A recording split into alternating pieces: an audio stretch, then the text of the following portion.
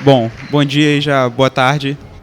Eu estou aqui para falar um pouquinho sobre Node.js Serious Business, ou seja, usando em condições reais de pressão de cliente, de ambiente de produção e tendo que escalar, tendo que funcionar muito bem.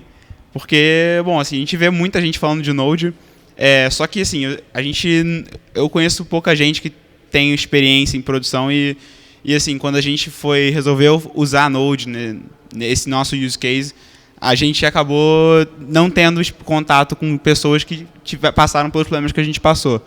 Então acho que é legal passar um pouquinho disso porque foi uma experiência bem legal. Só para antes de começar aqui, quem é que usa Node em produção? Tá, umas 4, 5 pessoas, beleza. Então, vamos lá. Os assuntos que eu vou abordar aqui, só para a gente poder ter mais ou menos uma ideia do que eu vou falar. Primeiro, o problema que a gente tinha e como é que a gente enfrentou esse problema e por que a gente começou a pensar em Node para resolver ele. Segundo, por que e quando usar o Node, porque isso é uma coisa que a gente vai falar, que eu vou falar mais para frente, que Node é muito legal, mas ele não resolve todos os problemas. Isso é uma coisa que não fica muito clara. E os problemas de Node, Node é muito legal, só que ele também tem problemas. Como fazer Node do jeito certo, porque assim, muita gente acaba assimilando JavaScript de browser com JavaScript de servidor, e são coisas que, embora seja JavaScript, é uma coisa bem diferente, uma back-end, outra front-end, obviamente. E depois eu vou falar um pouquinho sobre a nossa infraestrutura que a gente montou por trás da nossa aplicação em Node e como a gente fez isso. A gente repensou uma infraestrutura de um jeito um pouco diferente do tradicional e que acabou funcionando muito bem também para a gente ligar na nossa aplicação Node. Também vou falar um pouco de deployment, integração contínua e monitoramento, que é uma coisa que eu conheço pouca gente falando sobre Node, porque é um assunto que realmente as pessoas falam muito sobre como começar no Node, por que usar o Node, mas como rodar ele, monitorar, que é uma coisa que em Rails é muito bem coberta, e em Python também, você acaba que não tem isso muito bem documentado em Node. Eu queria também falar um pouquinho sobre o que a gente faz e depois fechar com umas conclusões aqui sobre o que a gente vai falar. Vamos falar sobre o problema que a gente tinha. No início desse ano, eu e um amigo meu, a gente viu que tinha um problema no mercado, que era o seguinte: não existia um meio de pagamento que fosse amigável para desenvolvedores e empreendedores. Então, quem queria receber pagamentos online não tinha uma forma fácil de fazer isso. Nos Estados Unidos tem o Stripe, na Europa tem o Braintree e no Brasil não tinha nada. E a gente viu que isso era realmente uma coisa... tinha um gap de mercado e a gente resolveu atacar esse problema porque o problema do Brasil é que as pessoas que fazem serviços de pagamento não são pessoas de produto, são pessoas da área financeira que bota um programador aí que ele vai fazer e acaba que o produto é muito ruim. E aí a gente viu que tinha esse problema, a gente começou a atacar, começou a ver o que a gente ia ter que fazer. E aí surgiu o Pagar.me, que é uma startup que a gente já está operando, a gente já recebeu investimento, a gente já está mais ou menos grande. Enfim, mas isso aí é só para a gente ter um background de onde a gente usou Node, que foi num serviço de pagamento. E aí a gente começou a pensar, o que a gente vai usar para a gente montar esse cenário daqui. O cenário é o seguinte: a gente tem um monte de bibliotecas embaixo que os clientes usam para, no serviço deles, na aplicação deles, fazer a comunicação com o serviço de pagamentos, que é o Pagar.me, e a gente queria centralizar tudo numa API RESTful. Assim, a gente queria e não ter, por exemplo, o nosso dashboard sem AngularJS, de forma que a gente não tivesse que manter em produção mais de uma aplicação back-end. Então, a gente resolveu centralizar tudo numa API e construir tudo embaixo dela. E essa API a gente começou a se perguntar quais são as premissas que a gente tem nela, o que a gente vai ter que fazer nela e em que a gente vai fazer ela, que foi o problema que a gente teve. Mas, antes da gente chegar aí, vamos ver aí o que a gente achou de premissas que a gente tinha que cumprir nessa API. Primeiro, é ser simples, porque nenhuma é simples no mercado de pagamentos. Então, você ser simples era uma premissa que a gente tem, não só em API, mas em design, mas a gente queria e ter isso em tudo quanto é parte do projeto, inclusive na forma com que você integrasse com a gente. Então, não ter XML, só ter JSON, ser tudo RESTful e tudo só funcionar. Você não ter que adivinhar um método, você poder simplesmente intuir por ser RESTful. Segunda coisa, a gente tem um ambiente de testes isolados e decente, porque os serviços de pagamento hoje no Brasil, eles não têm ambiente de teste que você consiga testar em igual ambiente de produção. Então, quando a gente teve experiências com outros sistemas de pagamento anteriormente, não tem o sistema a sandbox deles não é igual ao ambiente de produção. Então, o código que você faz em sandbox não funciona em produção. Então, isso não faz o menor sentido. Assim. A gente queria resolver esse problema também. Então, isso era uma premissa que a nossa API tinha que suportar. O terceiro é que assim, você está transacionando dados de cartão de crédito, você está transacionando dinheiro, e são coisas que, segurança e privacidade, são coisas que preocupam todo mundo. E sem contar o dinheiro, obviamente. Então, segurança sem comprometer a simplicidade que a gente tem como premissa número 1. E uptime, porque ninguém gosta de não receber dinheiro. Então, se você tem o seu sistema de pagamento não funcionando, os clientes vão ficar muito putos e com razão, então isso não pode acontecer. Escalabilidade, porque a gente quer, obviamente, crescer. E aí a gente chegou na decisão de usar Node.js no nosso cenário. E aí, assim, isso foi depois de muita conversa, depois de muita análise do nosso problema real e de entender exatamente qual que é o use case do Node. Bom, antes, assim, eu só vou deixar uma coisa clara aqui porque eu gosto muito de Ruby. Então, para escolher usar Node não foi uma decisão de a gente está usando Node porque a gente gosta de JavaScript. A gente escolheu usar o Node foi uma decisão muito do projeto, assim, porque ele resolve muito bem o nosso problema. Então, não foi a gente vai usar porque todo mundo está usando. O nosso ponto não foi esse. O nosso ponto foi a ferramenta certa para resolver o problema é Node. Então, não tem porquê, mesmo a gente gostando de Ruby, de não usar Node. Então, foi mais ou menos por aí. E, bom, para a gente entender o nosso cenário por trás, o cenário que a gente tem hoje, o que acontece na nossa aplicação? A gente tem um request de transação que conecta na nossa API RESTful, que vai num sistema antifraude, porque, como vocês sabem, no Brasil, transação de cartão de crédito e fraude é uma coisa que é praticamente sinônimo. E se a transação for legítima, ela vai no adquirente, na Cielo, na Redcar, na operadora de cartão, e aí o sucesso ou erro volta para a API RESTful, que volta para o request de transação. Só que isso aqui é um ambiente que a gente tem, é o que a gente faz, basicamente. Só que esses dois requests aqui, o sistema antifraude, ele roda um processamento ele é terceirizado, é um request num ambiente externo de um parceiro nosso, que ele demora muito tempo. E sem contar que a transação de cartão de crédito, aqui você tem toda a cadeia de pagamentos por trás do adquirente. Então você tem que ir no banco para ver se o cliente tem saldo suficiente. Então tem um monte de coisas que são feitas por trás, aqui pela Cielo, pela Redcar, pelo adquirente, que demoram muito tempo. Então esses requests aqui demoram muito tempo. Bom, quando você tem aqui no nosso cenário, você tem requests externos demorados, que mais de 1 segundo numa requisição é um tempo bastante considerável. Você tem I/O intenso em banco, porque quando você recebe uma transação, você tem que gravá-la no banco. Então a gente tem muito write no banco e acaba tendo muito read por causa de monitoramento. Porque os nossos clientes usam o nosso sistema de monitoramento que a gente expõe totalmente para o cliente. Então a gente tem I/O no banco muito intensa. E o Node se pareceu uma boa solução porque ele é totalmente assíncrono, ele é single thread, ele é event-based. E isso eu vou falar um pouquinho mais daqui para frente, mas só para a gente já começar a ter essa ideia. E uma outra coisa que foi muito importante na nossa decisão de usar Node é que a nossa aplicação não faz processamento. A gente basicamente pega uma requisição daqui, joga para outro lugar, interpreta o que volta, faz alguma operação muito simples aqui no meio, e a gente não tem blocking de CPU. A gente não trava fazendo algum processamento, tipo redimensionando imagem, a gente não faz nada disso. A gente pega uma requisição que vem de um lugar e joga para outro. E aí, quando você tem assim, um problema que claramente você precisa de alguma coisa assíncrona, o que todo mundo fala é basicamente o seguinte: mas você pode usar thread. Uma coisa que é muito diferente de thread é a I/O assíncrona. E é bom deixar isso bem claro, porque o thread e I/O assíncrono são coisas bem diferentes. E o Node resolve muito bem o problema do I/O assíncrono. E foi por isso que a gente resolveu usar ele.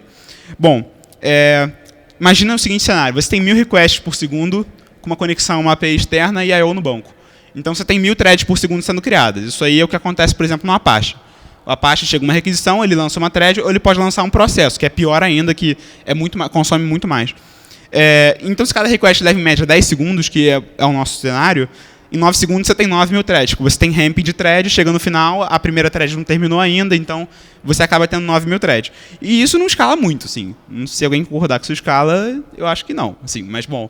E aí, o que as pessoas fazem? Fazem fila, só que fila é uma coisa que é chata de monitorar, você deixa a sua aplicação complicada e acaba que no final você tem um monte de servidor que nada faz nada. Tudo passa por uma fila e a fila fica sobrecarregada, então você tem que escalar o servidor de fila. Então você acaba tendo um cenário que fila não resolve muito bem o problema se você não tem uma coisa ultra complexa. Então, como é que isso fica em Node? Você tem 1.000 requests no banco, na sua API, com I/O num banco, você tem uma thread, porque Node é uma thread só. Se cada request leva 10 segundos, você continua tendo uma thread, e isso escala, porque o Node usa o Event Loop, que eu vou falar agora. Bom, vamos comparar os 3 tipos de I/O que você tem. Você tem I/O síncrona, que basicamente é o seguinte, você tem a sua aplicação e tem o sistema operacional. Você quer fazer I/O, você quer fazer alguma operação bloqueante, você quer ler um arquivo, você quer conectar num banco de dados, você quer conectar numa API externa, você quer fazer qualquer coisa que você tem que fazer uma operação de I/O. Então você vai chamar o sistema operacional, só que enquanto essa chamada está sendo feita e o sistema operacional não responde, a sua aplicação está travada. E aí o sistema operacional uma hora responde, você tem um retorno, e aí, se você quer fazer isso várias vezes, você simplesmente replica essa operação uma depois da outra. E aí você tem também a I/O assíncrona, entre aspas, com thread, porque não é assíncrona.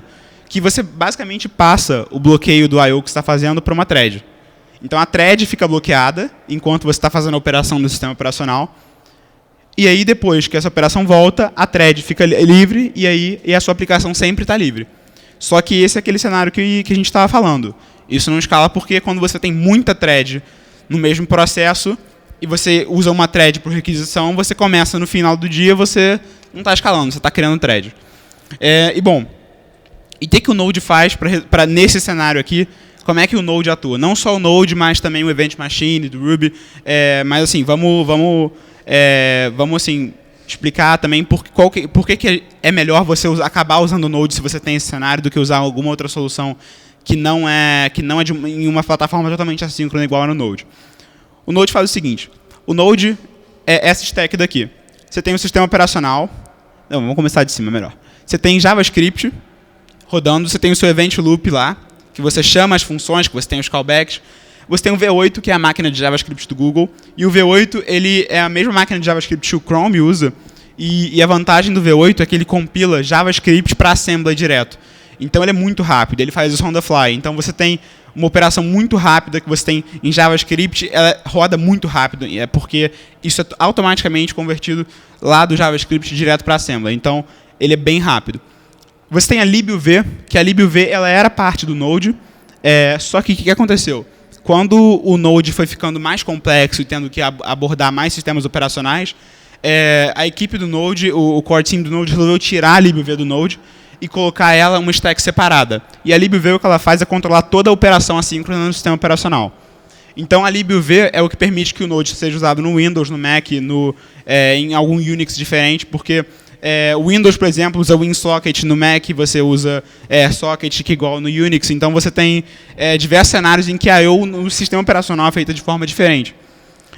Assim, o motivo de computação ser feita com I/O síncrona é porque você tem código que tem que rodar e você tem formas diferentes de fazer I/O no sistema operacional. E a forma síncrona é bem parecida, a forma assíncrona é bem diferente. libuv unifica isso. Então, quando você quer fazer I/O do JavaScript, você passa pelo V8, que compila isso para Assembly, que chama a libuv, que faz a operação assíncrona no OS. E aí, aqui nesse meio tempo, você tem operações assíncronas em nível de OS. Então, você não tem nada travando nada. O sistema operacional está cuidando do assincronismo para você. E aí você tem a volta disso tudo até você chegar no seu callback. E isso por ser assíncrono. Enquanto a operação verde está sendo processada, você pode lançar a laranja, porque o sistema operacional vai cuidar de manter o assincronismo dessas tarefas e de executar elas e retornar elas para a libuv, que vai retornar para toda a stack em cima. Bom, o que eu quero deixar bem claro aqui é o seguinte: Node escala em I/O bloqueante. Node escala quando você tem um problema que você vai travar mas você não está travando para processar alguma coisa. Você está travando porque você está esperando alguém responder alguma coisa. Ou o banco, ou alguma API externa, ou qualquer coisa que seja externa a você, que você mande uma requisição e a CPU fique em waiting I/O. Esse cenário que o Node é bom. E thread é bom em uma coisa, processamento paralelo. Então, assim, é muito bom diversificar isso, porque, assim, thread, quando você lança a thread para fazer uma operação assíncrona de I/O, a thread não está processando nada, a thread está só esperando. E nesse cenário é que a thread é muito ruim. Quando você quer processar duas coisas ao mesmo tempo, processamento paralelo em si, thread é muito bom, mas não é o nosso caso. Então, assim, se a I/O bloqueante não for um problema, Node não tem tanta vantagem. Então, assim, por que a gente resolveu usar Node? Porque a nossa operação é totalmente com I/O bloqueante. A gente faz I/O bloqueante em banco, a gente faz I/O bloqueante no adquirente de cartão de crédito, no sistema de fraude. Então, tudo isso contribuiu para a gente ter muito I/O bloqueante na aplicação e, obviamente, só escalar se a gente fizesse alguma coisa usando algo tipo Node. Então, assim, o que é bom deixar claro também, obviamente, é que Node não é bala de prata. Node não resolve todos os problemas. Assim, Node, quando as pessoas falam de Node, a pessoa acha que agora o cara usa uma máquina na AWS, a ultra large lá, que tem 8 cores de CPU, que tem 32 GB de RAM, o cara roda o PHP, aí o cara muda para Node, que ele pode rodar numa micro. Assim, não é assim que funciona. Tem seus limites e tem seus use cases. Então, assim, não é porque todo mundo está usando que necessariamente é a melhor coisa para o meu problema, para a minha aplicação. Então, é bom deixar isso bem claro, porque Node não resolve todos os problemas, resolve alguns que são os que a gente tinha.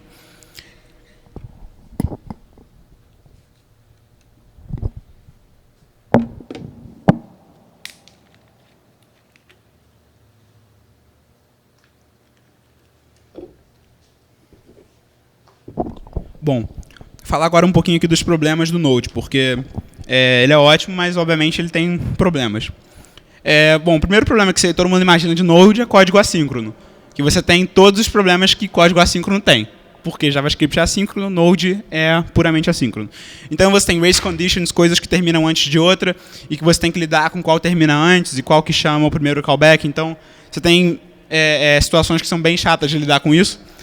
Por exemplo, callback hell, que é isso daqui, que você vai fazendo esse código lateral para a direita, assim, infinito, e que, obviamente, não é elegível, não é mantível, então é muito ruim de manter dentação, etc. Testes assíncronos também, porque escrever teste assíncrono é uma coisa muito chata, e muita gente acaba não escrevendo teste, e aí tendo uma aplicação em Node com bug, porque é assíncrono, é chato de fazer teste. E assim, então, eu vou falar de teste um pouquinho mais pra frente, mas isso aqui é um ótimo exemplo do que não fazer. Bom, outro problema é que JavaScript é uma linguagem bizarra, assim. Vocês podem falar o que vocês quiserem falar, mas JavaScript é bizarro, assim. Então, a prova disso é que tem um site chamado whatthefuckjs.com, que é só JavaScript, só bizarrices de JavaScript. E assim, isso aqui são alguns exemplos que, na minha opinião, são meio bizarros. E outra coisa é que JavaScript não tem uma forma clara de seguir orientação a objetos. Não é que não seja orientado a objetos, é que as pessoas não seguem quando programam em JavaScript. Então, isso é uma coisa bem fácil, de você não seguir padrões em JavaScript. Então, por exemplo, em Ruby você vai criar classes, você não consegue fazer uma aplicação funcional em Rails, por exemplo, se você não usa uma estrutura minimamente orientada a objetos. Em Node você consegue, e isso é perigoso. Bom, outro problema é que uma exception não tratada mata o processo. Então, se você tem, por exemplo, esse código aqui que pega essa string, divide em 2 nomes, de acordo com as palavras, e dá output nela, ela funciona muito bem. Só que se você muda o código, você tem o processo morreu aqui. Então, assim, isso é uma coisa bem perigosa em produção, então manter o processo rodando em Node é bem importante. Obviamente, para a sua aplicação não cair, mas você tem que monitorar isso. Fora isso, você tem que Node é single thread, então, assim, você tem que escalar horizontalmente e verticalmente ao mesmo tempo. Tem uma ferramenta boa para escalar verticalmente, que eu vou falar no final, chamada PM2. Mas você tem que, se você quer ter o uso de multithread em Node, obviamente de multicore da CPU, no seu servidor você tem que lançar 2 processos do Node. Porque obviamente vai ter uma thread só, a CPU vai estar ocupada com uma thread, então ela só vai fazer processamento paralelo em um processo. Outro problema é que é leaks de memória, mas que são basicamente, não sempre, devido a código mal feito. Então, uma variável que é globalizada, que você acaba perdendo o escopo dela, e o garbage collector não tem como coletar. Closures mal feitos, que você acaba que você perde quem que é a referência da variável. Então, esses cenários, assim, você pode ter memory leak em Node bem fácil e pouca gente se preocupa, mas isso é uma coisa que em produção pode virar uma bola de neve. E outro que é um problema que pouca gente percebe, mas que é um grande problema, principalmente quando você está contratando gente para mexer em Node, é que tem muito programador de front-end mexendo em back-end. E isso é bem perigoso. Afinal, é tudo JavaScript, né? Só que o ponto não é esse. O ponto é que Node é uma tecnologia de back-end. Você botar alguém de front-end que não conhece Unix, não conhece deployment, não conhece operação de uma aplicação, isso é bem perigoso e assim, a gente já viu isso dar errado. Então, assim, é um bom alerta, porque saber JavaScript, saber jQuery, saber mexer em Angular, não é a mesma coisa que saber Node. Node roda no servidor, roda no cliente. E outro ponto de Node também, que é um problema, é que, assim, embora ele exista há 4 anos, eu conheci Node em 2010, mas embora ele exista há 4 anos, assim, ele desde o início ele sempre foi bem estável, mas ele é beta ainda, tá? Na versão 0.10.22, mas ele ainda é beta. Então, assim, obviamente não tem bugs atualmente, porque tem muita gente usando, mas não é totalmente perfeito. Assim. Tem situações muito anormais que você pode encontrar um bug porque é beta. E isso é bem claro para todo mundo que usa. Bom, e agora falar um pouco do que a gente aprendeu fazendo Node do jeito certo. Bom, primeira coisa é você usar modules, que é a solução do Angular para você fazer uma coisa próxima de orientação a objetos. Você consegue separar o código em controllers, em models, em tudo isso, usando os modules do Angular, do Node. Então, assim, é uma interface bem fácil de usar, que tem gente que não usa ainda, e assim, já é uma coisa bem disseminada, mas que eu acho que é bom falar, porque tem muita gente que acaba não usando, ou não conhecendo, ou fazendo orientação a objetos com prototype, igual no browser. E o Node, ele funciona muito melhor com modules, porque essa operação daqui, em modules, na verdade, ela usa o core do Node, uma biblioteca chamada util, que, na verdade, ela faz essa operação junto com o V8. Então, é um objeto que ele é organizado junto com o interpretador de JavaScript. Então, ele funciona bem melhor. Outra coisa é evitar o callback hell que eu falei, que, obviamente, isso aqui não é legal. É você usar o async, que é uma biblioteca que você consegue rodar em paralelo as 3 operações que você quer fazer no banco, ou se você mudar aqui para sequencial, ele faz as operações sequencialmente, em série, e no final ele chama um callback com o resultado de cada operação. Então, isso é obviamente bem melhor do que isso aqui, né? E outra coisa, testes, porque JavaScript quebra. Assim, eu já mostrei aquele exemplo do exception, mas assim, JavaScript realmente quebra, e não ter teste, principalmente numa aplicação REST, você não ter teste BDD, testando todos os métodos end-to-end, você vai ter problemas com certeza absoluta. Então é muito bom ter teste. E assim, a gente usa o Mocha e o Shield.js, que eles fazem com que você manter os testes e escrever eles sempre seja uma coisa mais fácil. E isso é muito importante, porque escrever teste é uma coisa já um pouco assim, chatinha de fazer, mas todo mundo sabe que tem que fazer, principalmente em Node. E teste assíncrono é mais chato ainda, porque assim, você tem problemas de race condition em teste que são muito chatos de resolver, e o que o Mocha faz é ele expor um callback para você poder chamar depois com uma ação antes do teste tenha que rodar. Então você consegue rodar uma coisa assíncrona e depois chamar o seu teste. Então fica mais menos chato de fazer os testes assim, e dá para manter isso e escalar o número de testes de acordo com o código do projeto. Fora isso, manter um code style. A dica que eu dou assim é que a gente usa o Google JavaScript Style Guide, porque a Google passou muito tempo desenvolvendo esse guia, seguindo assim, padrões de uso de JavaScript, como a Google usa, qual que é a melhor forma para o interpretador. Porque assim, em JavaScript, quase que sempre tem 2 formas de fazer a mesma coisa. E você manter a uniformidade no seu projeto de como você faz as coisas é uma coisa importante. Até porque se você precisar de um refactor, de alguma coisa assim, é bom você manter isso. E outra coisa é você fazer um tratamento de erro consistente. Você retornar o erro no primeiro parâmetro do callback. Tem milhares de formas de fazer tratamento de erro em Node, mas é bom que você faça consistente no projeto inteiro. Porque se você tem um erro lá no último callback que você tem, é bom que ele retorne até o primeiro íntegro, para você poder saber exatamente onde foi o problema que aconteceu. E, bom, coisas que a gente usa, pacote que a gente usa na nossa aplicação. A gente usa o Express, que é um framework HTTP para basicamente gerenciar rota, sessão, esse tipo de coisa. o Sequelize para fazer o ORM de MySQL, o Mongoose para fazer o ORM no MongoDB, o Commander para fazer o wrapper de linha de comando, para parsear argumento que você passa, fazer output bom. E a gente também é bem adepto ao Vim para editar texto, assim. Obviamente não é do Node, mas é bom falar porque a gente gosta bastante.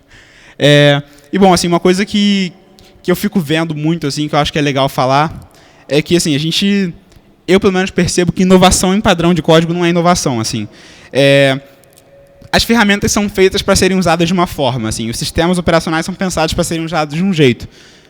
Um framework é pensado de um jeito, uma biblioteca é pensada de um jeito. Então, assim, não inova nisso. Inova no seu modelo de negócio, inova na sua startup, na sua ideia. Mas você inovar numa coisa que tem um padrão bem definido para funcionar como você espera que ele funcione, não tem por que você ficar inovando nisso. Então, assim, siga os padrões que todo mundo segue, porque é a coisa mais inteligente, é o que todo mundo faz e é a melhor forma de usar tudo para que tudo funcione como você espera.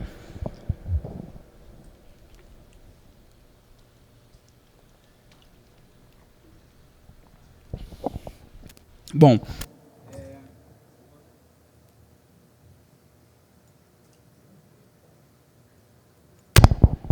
desculpa. Bom, agora já falei um pouquinho de Node, agora eu vou falar um pouco do que tem atrás da nossa aplicação, da nossa infraestrutura. Assim, a gente tinha alguns problemas que a gente tinha que resolver nesse cenário, principalmente a questão do ambiente de teste, que a gente queria ter um ambiente de teste igual ao de produção e, ao mesmo tempo, manter esses dados isolados, porque assim, vai virar uma loucura se você misturar dado de transação de verdade com dado de teste. Então, a gente queria isolar isso muito bem. E a conclusão que a gente chegou é que você pode usar o melhor de cada banco de dados. Você não tem por que vou usar só Mongo, porque Mongo resolve parte do meu problema. Assim, a gente acabou montando uma infraestrutura que a gente usa muita coisa por trás para segurar uma aplicação que tem muitas coisas complexas acontecendo ao mesmo tempo. Ambiente de teste, ambiente de produção, indexação na frente, que eu vou falar daqui a pouco. E a nossa infraestrutura ficou basicamente assim. A gente tem o endpoint da nossa API, que vai num roteador, e a gente divide o ambiente de teste, que é a sandbox que os clientes usam, do ambiente de produção. E aí, para cá, a gente tem os bancos de dados que a gente usa. A gente tem na frente Elasticsearch, que eu vou falar um pouquinho daqui a pouco, na frente de um MySQL, que, assim, dado de transação é muito relacional. Então, não tem, a gente usar Mongo, a gente adora Mongo, só que Mongo não faz sentido aqui.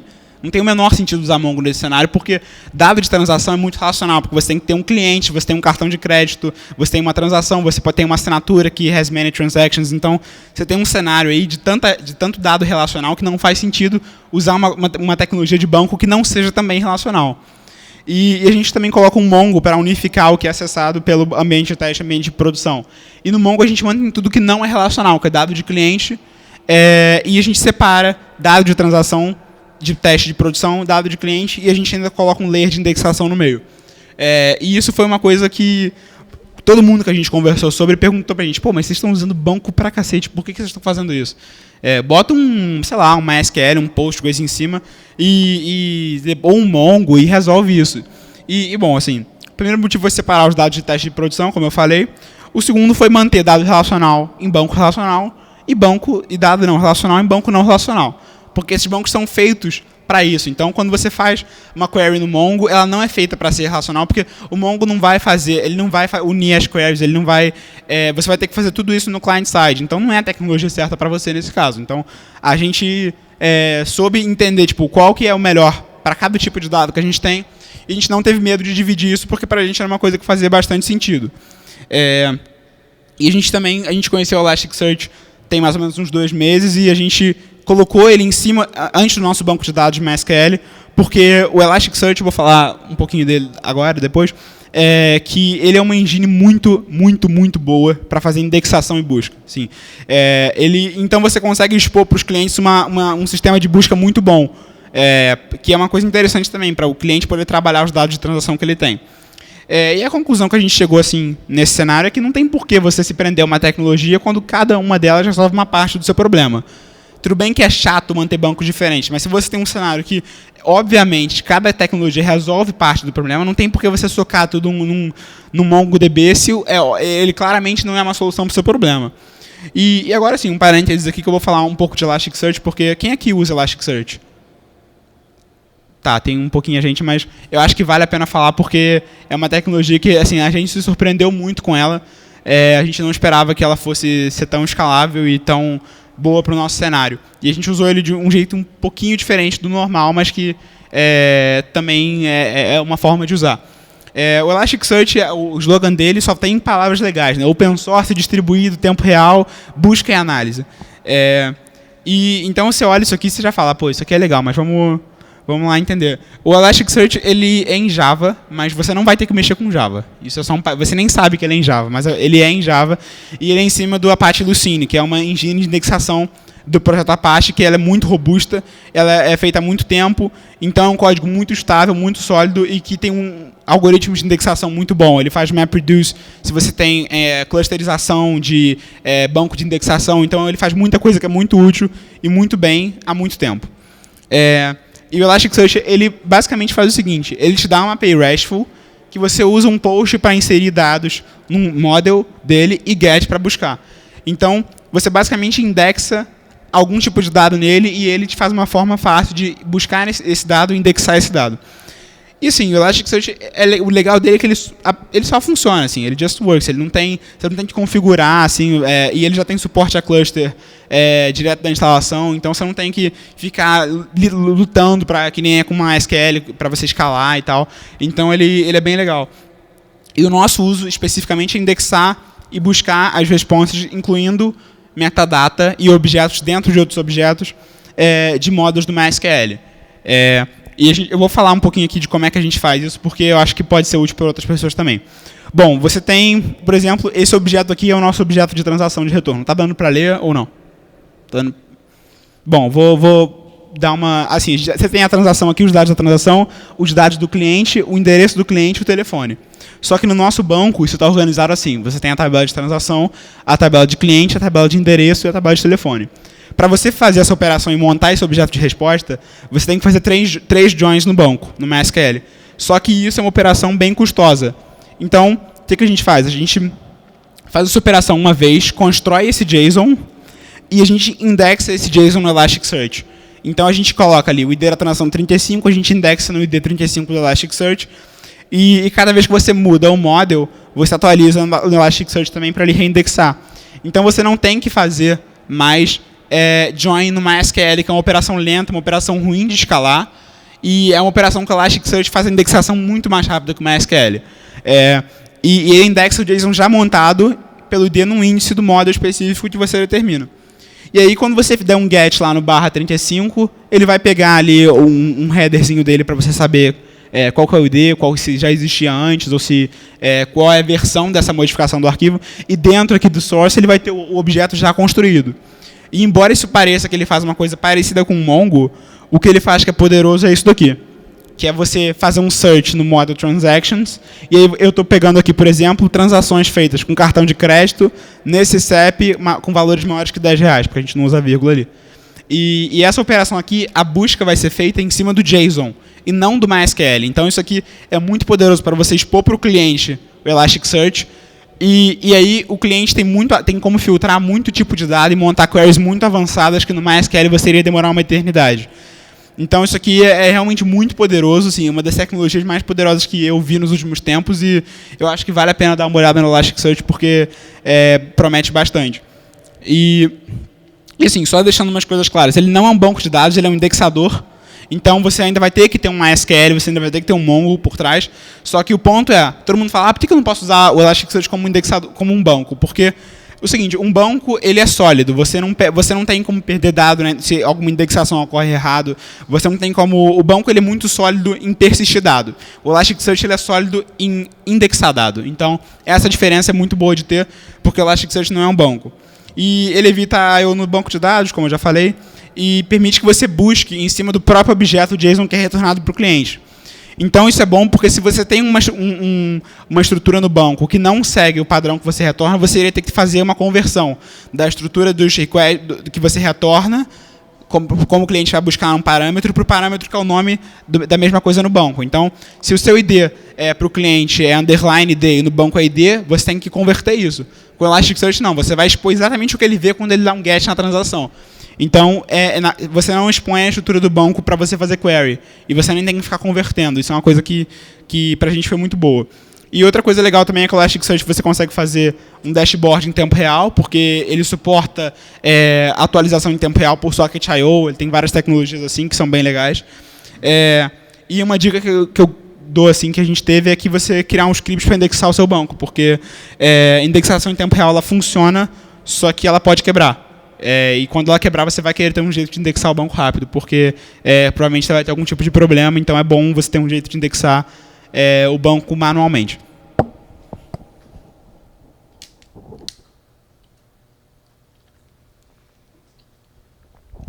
E só para fechar aqui o Elasticsearch, embora a gente use em Node, obviamente ele funciona com Ruby, com Python, com qualquer outra linguagem.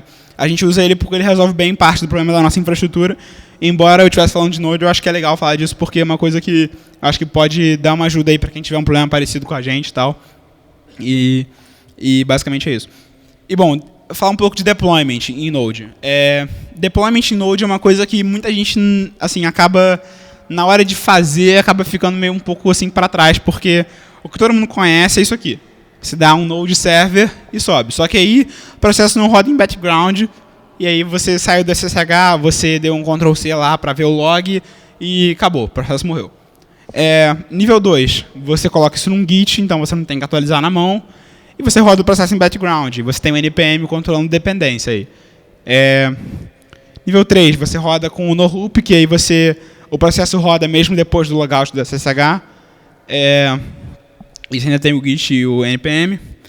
Tem o nível 4, que é você ter um serviço aí para fazer esse deployment, para indexar log também, e para reiniciar o processo caso ele morra, que já é mais ou menos uma boa solução. E assim, aí você começa a ficar bom, que é quando você bota um servidor de integração contínua e você coloca o serviço, que era o que a gente tinha basicamente antes, que o servidor de integração contínua lidava com Git, com dependência do NPM, e a gente só chamava esse script aqui para reiniciar o processo lá. Só que aí a gente chegou na solução ideal que a gente usa hoje, que é o Strider, que é um servidor de integração contínua feito em Node, para Node, e o PM2, que eu vou falar agora que ele reinicia.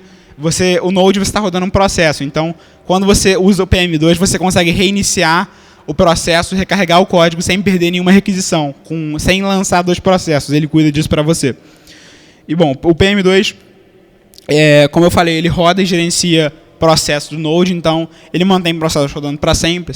Se o processo morrer, ele lança outro. E o que é legal dele é que ele faz reload no código on the fly. Então, enquanto a sua aplicação está rodando, você tem cliente fazendo requisição, transação lá, você consegue recarregar o código em tempo real. O que ele faz é que ele mexe nas internals do HTTP do Node e ele roteia o pacote para uma outra porta enquanto a aplicação está subindo, e aí ele mata a inicial, sobe outra, e ele faz isso fazendo injeção de JavaScript na aplicação. Embora pareça uma ideia um pouco assim, assustadora, ele funciona muito bem, assim, ele já foi bastante testado, e é uma solução que funciona muito. Assim, a gente usa para todo deployment que a gente faz. A gente lança deployment hoje no Black Friday, a gente já está vendo transação aqui, mas a gente lançou deployment já hoje mais cedo, então funciona muito bem, assim, para você não perder nenhum request, que é uma coisa que acontece com algumas pessoas. Assim. E outra coisa que é legal é que você consegue fazer multithread e clusterização sem mexer no código, porque como ele mexe nas internals do HTTP do Node, ele consegue rotear pacote, ele consegue distribuir carga, ele consegue montar um load balancer na frente, sem ter que mexer em código. Isso é muito bom, porque você não tem que se preocupar com isso. Você deixa uma ferramenta que é feita para isso se preocupar, e você usa a melhor ferramenta para o seu caso, que é o que a gente sempre procura fazer. Você também tem monitoramento e gerenciamento dos logs por ele, que é uma coisa legal, que é bem chato fazer isso. Quando você é uma startup, você tem que fazer tudo, desde a operação até consertar o CSS no dashboard. Então, é legal quando você tem alguém que gerencia log para você. Ele também tem uma API RESTful para você controlar. E o Strider, que é o nosso servidor de integração contínua em Node. O legal dele é que ele é 100% em Node. Então, ele foi pensado para ser um servidor de integração contínua em Node. Ele é meio beta, assim, ele está na versão 1.4, ele funciona muito bem, ele tem features já muito boas, mas se você vê o roadmap dele, você fala, cara, Jenkins é um lixo, assim, Travis é um lixo, isso aqui vai ser a melhor coisa do mundo daqui a algum tempo. Então, é legal ficar de olho, porque ele tem features bem legais, é um projeto que está começando tem 1 ano, sei lá. Ele tem integração com GitHub, obviamente, e você consegue monitorar os testes em tempo real por Socket.io no browser. Então, você roda o teste, você lê lá o que está acontecendo no servidor, e você até consegue fazer algumas intervenções. Por exemplo, se o processo morreu em algum tempo, você consegue lançar o Node Debug para você ver em qual linha que foi que deu o problema pelo próprio browser, o que é legal, porque como a gente tem problema de segurança, porque a gente tem XPCI, que é uma certificação de segurança para você transacionar dado de cartão de crédito, isso é legal porque para você ir no servidor de produção e ver onde deu problema é muito chato. Então você tem que entrar por uma jump box no SSH, então é um processo bem burocrático até você poder exatamente ver em qual linha que deu problema. E isso aqui ajuda a gente a debugar código quando a gente tem algum problema em Node e tal. E ele também envia e-mail com erro em teste, obviamente. E ele tem suporte a teste de regressão e scripts de deployment. Então, se você quebra um commit agora e você continua deployando numa branch, não uma branch em produção, obviamente, porque ele senão não iria commitar, mas ele vai testar para trás e vai ver em qual código, em qual commit que quebrou e vai te avisar. Então isso é legal porque você consegue saber onde você tem que olhar o código e onde você tem que corrigir sem ter que ficar fazendo teste de regressão na mão. E, bom, basicamente é isso que a gente usa para deployment e monitoramento, porque, assim, a conclusão que a gente chegou é que, assim, é bem óbvia, mas não é tão óbvia assim, que aqui o uptime é uma coisa muito importante e ser transparente quando ele não existe também. Então, assim, o objetivo de monitoramento é você saber dos problemas antes do cliente e ser transparente quando ele acontecer, porque é isso que o cliente espera de você. Assim, se você é bom você abrir o jogo nesse sentido, e a gente sempre foi bem incisivo nisso, em não ficar escondendo alguma coisa que aconteceu de errado. Assim, a gente sempre ser bem direto, porque facilita bastante assim, a relação e tal. E, bom, para saber dos problemas, a gente usa o Pingdom e o PagerDuty, que são dois serviços que um basicamente monitora um endpoint que você indica para ele, e o outro é o que te acorda à noite quando a API sai do ar. O PagerDuty ele te liga, realmente, você configura o Pingdom para notificar o PagerDuty, e aí ele te liga no seu celular, e aí você acorda porque tem como você configurar no iPhone, no Android também tem, para você mudar mesmo o celular estando em silencioso, você tocar, e aí é ele que te acorda quando o problema vem. E é bem legal. Outra coisa também é a página de status, para você informar que o cliente alguma coisa de errado aconteceu, e um Twitter também, porque é uma coisa que a gente usa justamente para ter a parte do cliente e saber o que aconteceu. E uma coisa que é legal, que eu não sei se muita gente conhece, é um negócio chamado Librato, que a gente usa, que ele te ajuda a monitorar e evitar problemas futuros. O Librato basicamente é o seguinte: você instala monitoramento no seu código, e ele conecta na API dele, e ele te dá um dashboard que você pode cruzar dados muito diversos e entender onde que é o real problema. Por exemplo, nessa screenshot aqui, a gente tem aqui a linha laranja é os pacotes de rede chegando na API de produção, a linha verde é a CPU de produção, a linha azul é quando os requests do Node recebeu na API de produção, e a linha roxa é o banco de produção, o I/O em disco dele. Então eu estou cruzando dados do Node com a aplicação de produção, em Node mesmo, e o banco de produção. E aí você consegue entender que, por exemplo, que quando chega um request, obviamente os dados de rede aumentam, e logo depois o I/O em banco também, porque você tem o cache Elasticsearch aqui no meio. Então você consegue ter basicamente uma ideia de como que está acontecendo de errado e por que está acontecendo de errado, que é uma coisa que pouca gente se preocupa com monitoramento, mas que, assim, o dia que você tem um problema, é aí que você liga para ele, é aí que você se importa. Assim. Então, você tem, inclusive, isso para trás, para descobrir quando um problema começou a acontecer, quando você deixou de escalar, quando você perdeu tempo porque sua máquina estava com I/O em disco lá no teto, assim, uma coisa bem importante também. E monitorar a saúde da aplicação, quantos requests, como é que está a sua taxa de resposta de erro, resposta de sucesso. Esse tipo de coisa também é importante você fazer, porque quando dá errado é bom você saber antes do cliente, obviamente.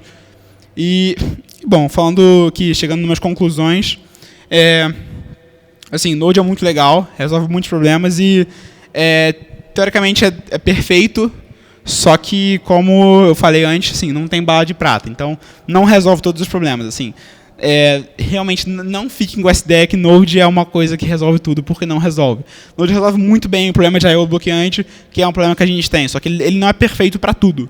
Então é bom deixar isso bem claro, porque assim, é uma tecnologia nova, só que cada tecnologia tem seu use case, Node tem o seu.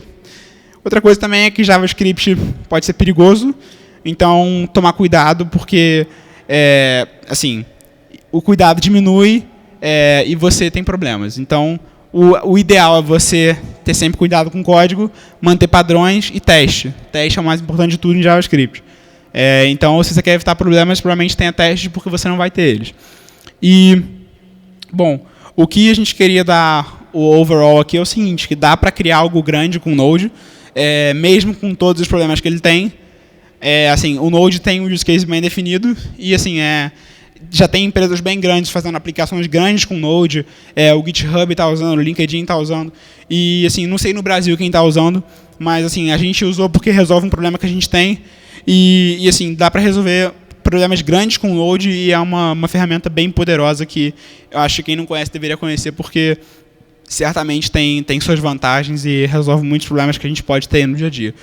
É isso, gente. Obrigado.